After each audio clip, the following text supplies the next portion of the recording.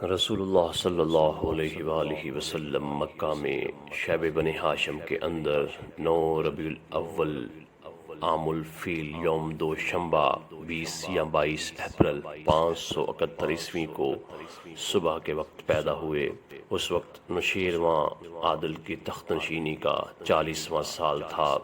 ابن سعد کی روایت ہے کہ رسول اللہ صلی اللہ علیہ وآلہ وسلم کی والدہ نے فرمایا، جب آپ صلی اللہ علیہ وآلہ وسلم کی ولادت ہوئی تو میرے جسم سے ایک نور نکلا جس سے ملک شام کے محلات روشن ہو گئے۔ امام احمد نے حضرت ارباز بن ساریہ رضی اللہ تعالیٰ عنہ سے بھی تقریباً اسی مضمون کی ایک روایت نقل کی ہے۔ بعض روایتوں میں بتایا گیا ہے کہ ولادت کے وقت بعض واقعات نبوت کے پیش خیمے کے طور پر ظہور پذیر ہوئے، یعنی ایوان کسریٰ کے 14 کنگورے گر گئے، مجوس کا آتش کدا ٹھنڈا ہو گیا، بحیرہ سادہ خشک ہو گیا، اس کے گرجے منہدم ہو گئے۔ یہ بہقی کی روایت ہے، لیکن امام محمد غزالی نے اس کو درست تسلیم نہیں کیا۔ ولادت کے بعد آپ صلی اللہ علیہ وآلہ وسلم کی والدہ نے عبد المطلب کے پاس پوتے کی خوشخبری بھجوائی۔ وہ شاداں و فرحاں تشریف لائے اور آپ صلی اللہ علیہ وآلہ وسلم کو خانہ کعبہ میں لے جا کر اللہ تعالیٰ سے دعا کی، اس کا شکریہ ادا کیا اور آپ صلی اللہ علیہ وآلہ وسلم کا نام محمد تجویز کیا۔ یہ نام عرب میں معروف نہ تھا۔ پھر عرب دستور کے مطابق 7ویں دن ختنہ کیا۔ وہ آپ صلی اللہ علیہ وآلہ وسلم کی والدہ کے بعد سب سے پہلے ابو لہب کی لونڈی صوبیہ رضی اللہ تعالیٰ عنہ نے دودھ پلایا۔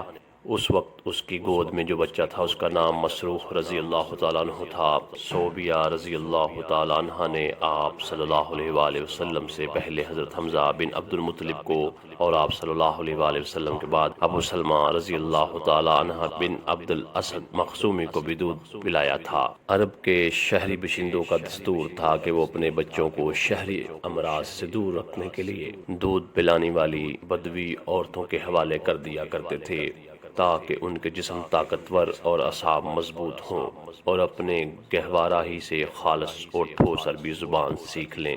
اسی دستور کے مطابق عبد المطلب نے دودھ پلانے والی دایا تلاش کی اور نبی صلی اللہ علیہ وآلہ وسلم کو حضرت حلیمہ رضی اللہ تعالیٰ عنہ بنت ابی زویب کے حوالے کیا۔ یہ قبیلہ بنی سعد بن بکر کی ایک خاتون تھیں۔ ان کے شوہر کا نام حارث بن عبد العزا اور کنیت ابو کبشہ تھی اور وہ بھی قبیلہ بنی سعد ہی سے تعلق رکھتے تھے۔ حارث کی اولاد کے نام یہ ہیں جو رضاعت کے تعلق سے رسول اللہ صلی اللہ علیہ وآلہ وسلم کے بھائی بہن تھے: عبداللہ، انیسہ، حذافہ یا جزامہ۔ انہی کا لقب شیمہ تھا اور اسی نام سے وہ زیادہ مشہور ہوئیں۔ یہ رسول اللہ صلی اللہ علیہ وآلہ وسلم کو گود کھلایا کرتی تھیں۔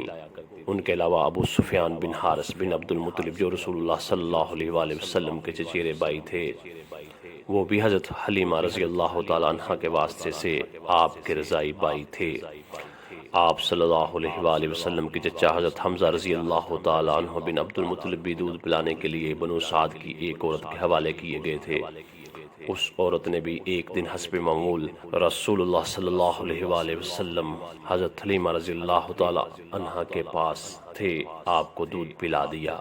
اس طرح آپ اور حضرت حمزہ رضی اللہ تعالیٰ عنہ دوہرے رضائی بھائی بن گئے، ایک صوبیہ رضی اللہ تعالیٰ عنہ کے تعلق سے اور دوسرے بنو سعد کی عورت کے تعلق سے۔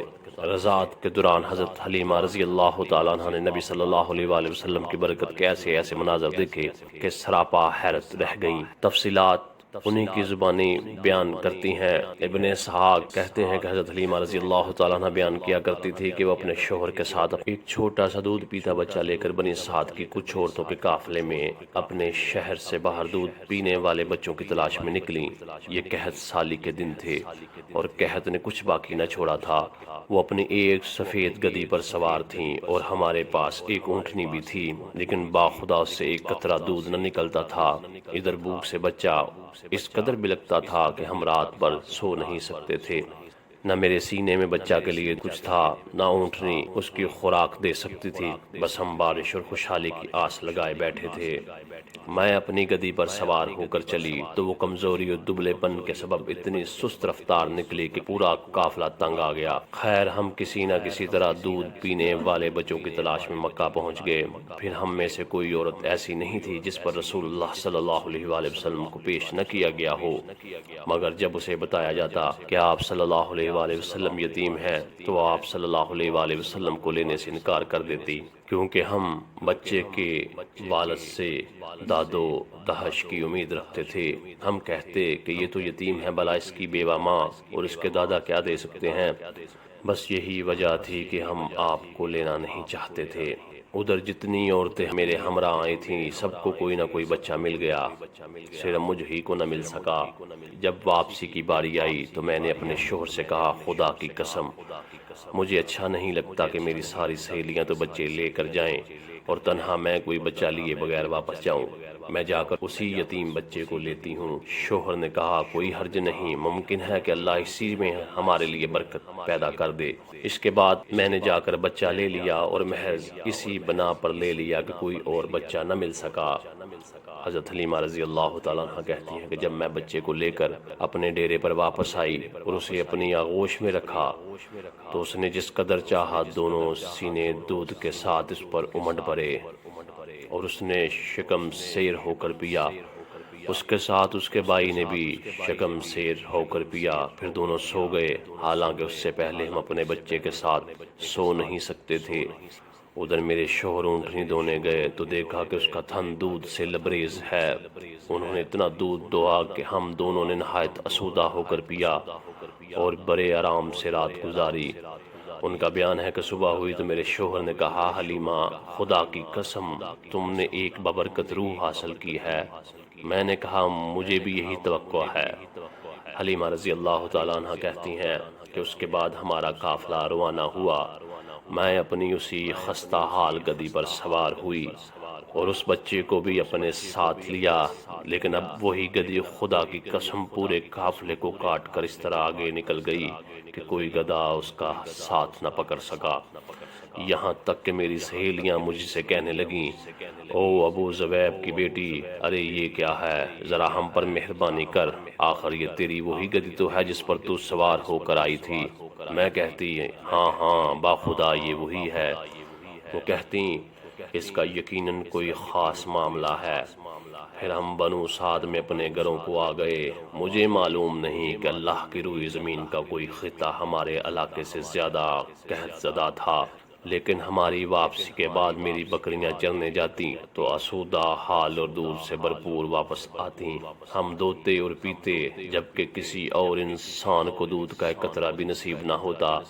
ان کے جانوروں کے تھنوں میں دودھ سرے سے رہتا ہی نہ تھا، حتیٰ کہ ہماری قوم کے شہری اپنے چرواہوں سے کہتے کہ کم بختو، جانور وہیں چرنے لے جایا کرو جہاں ابو زبیب کی بیٹی کا چرواہا لے جاتا ہے، لیکن تب بھی ان کی بکریاں بھوکی واپس آتیں، ان کے اندر ایک قطرہ دودھ نہ رہتا، جبکہ میری بکریاں آسودہ اور دودھ سے بھرپور پلٹتیں۔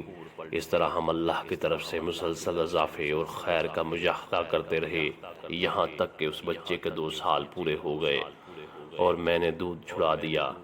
یہ بچہ دوسرے بچوں کے مقابلے میں اس طرح بڑھ رہا تھا کہ 2 سال پورے ہوتے ہوتے وہ کڑا اور گٹھیلا ہو چلا۔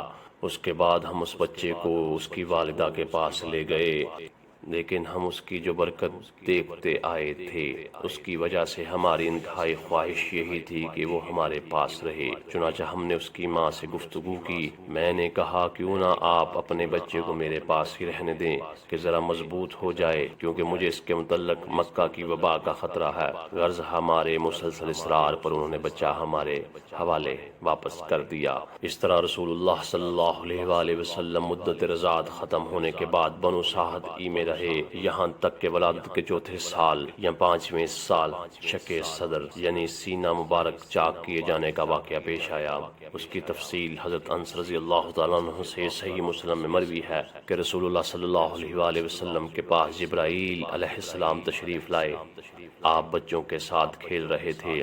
حضرت جبرائیل علیہ السلام نے آپ کو پکڑ کر لٹایا اور سینہ چاک کر کے دل نکالا، پھر دل سے ایک لوتھڑا نکال کر فرمایا، یہ تم سے شیطان کا حصہ ہے۔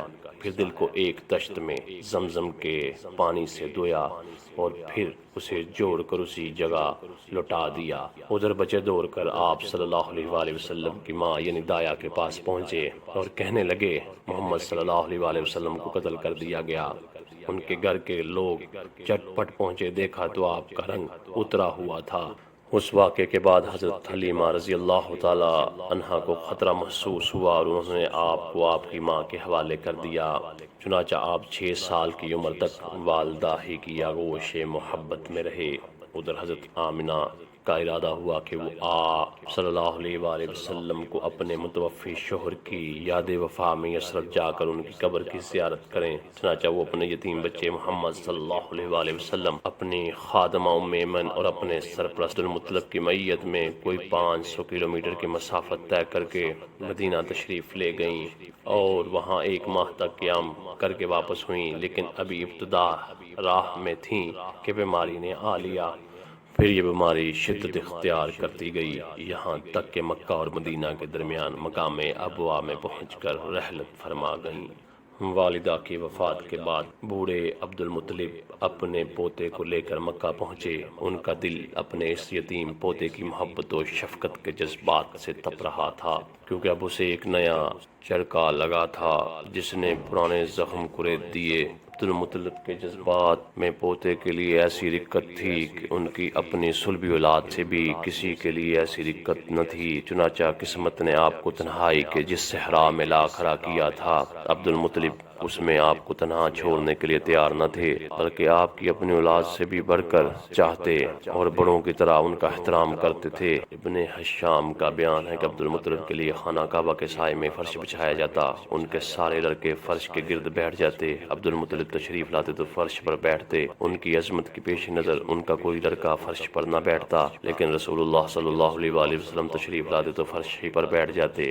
ابھی آپ کم عمر بچے تھے، آپ صلی اللہ علیہ وآلہ وسلم کو پکڑ کر اتار دیتے، لیکن جب عبد المطلب انہیں ایسا کرتے دیکھتے تو فرماتے میرے اس بیٹے کو چھوڑ دو، با خدا اس کی شان نرالی ہے۔ پھر انہیں اپنے ساتھ اپنے فرش پر بٹھا لیتے، اپنے ہاتھ سے پیٹھ سہلاتے اور ان کی نقل و حرکت دیکھ کر خوش ہوتے۔ آپ صلی اللہ علیہ وآلہ وسلم کی عمر ابھی 8 سال 2 مہینے 10 دن کی ہوئی تھی کہ دادا عبد المطلب کا بھی سایہ شفقت اٹھ گیا۔ ان کا انتقال مکہ میں ہوا اور وفات سے پہلے آپ صلی اللہ علیہ وآلہ وسلم کے چچا ابو طالب کو، جو آپ کے والد عبداللہ کے سگے بھائی تھے، آپ کی کفالت کی وصیت کر گئے تھے۔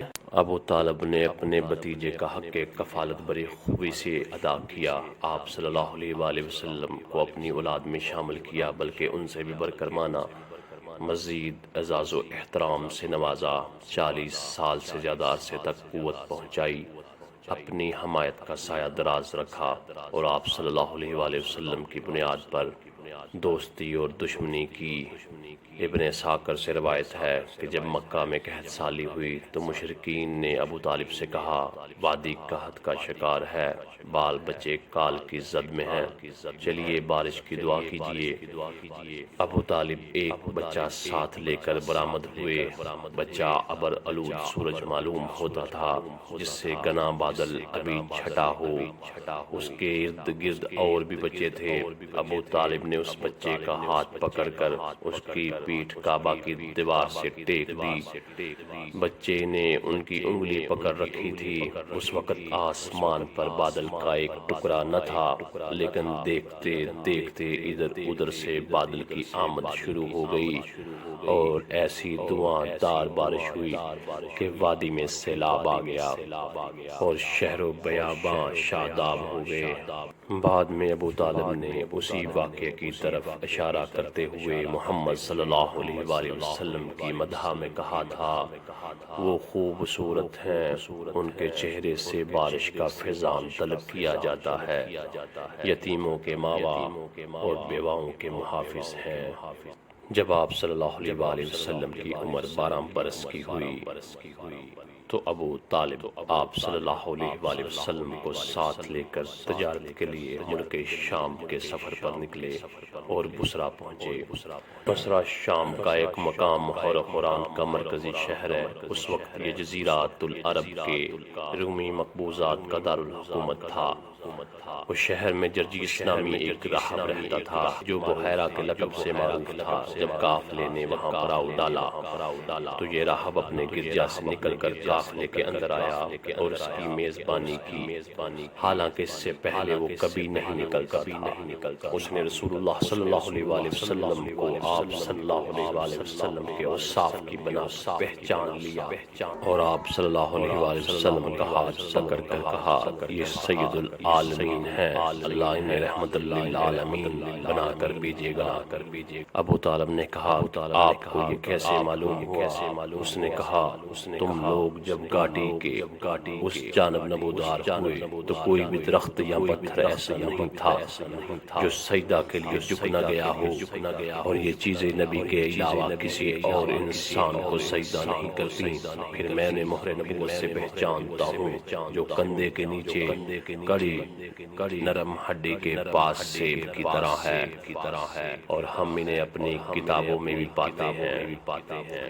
اس کے بعد بحیرہ راہب نے ابو طالب سے کہا کہ انہیں واپس کر دو، ملک شام نہ لے جاؤ کیونکہ یہود سے خطرہ ہے۔ اس پر ابو طالب نے بعض غلاموں کی معیت میں آپ صلی اللہ علیہ وآلہ وسلم کو مکہ واپس بھیج دیا۔ جب آپ صلی اللہ علیہ وآلہ وسلم کی عمر 15 برس کی ہوئی تو جنگ فجار پیش آئی۔ اس جنگ میں ایک طرف قریش اور ان کے ساتھ بنو کنانہ تھے اور دوسری طرف قیس اعلان تھے۔ قریش اور کنانہ کا کمانڈر حرب بن امیہ تھا، کیونکہ وہ اپنے سن و شرف کی وجہ سے قریش و کنانہ کے نزدیک بڑا مرتبہ رکھتا تھا۔ پہلے پہر کنانہ پر قیس کا پلہ باری تھا، لیکن دوپہر ہوتے ہوتے قیس پر کنانہ کا پلہ باری ہو گیا۔ اسے حرب فجار اس لیے کہتے ہیں کہ اس میں حرم اور حرام مہینے دونوں کی حرمت چاک کی گئی۔ اس جنگ میں رسول اللہ صلی اللہ علیہ وآلہ وسلم بھی تشریف لے گئے تھے اور اپنے چچاؤں کو تیر تھماتے تھے۔